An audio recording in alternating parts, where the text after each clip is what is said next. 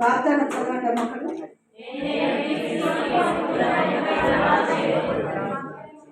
నేను నిన్ను తీసుకొని ముద్రయంకరంగా చేస్తున్నాను.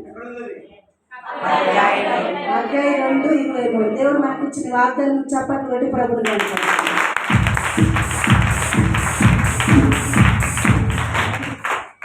హల్లెలూయా. ఎప్పుడైనా విన్నారా వాగ్దానం? నేను ఎప్పుడన్నా విన్నారా? చాలా మంది తెలియదు ఈ విషయం. వాగ్దానం దేవునికి మహిమ కలిగి రాక ఈ యొక్క వాగ్దానం మళ్ళా చెప్తున్నా.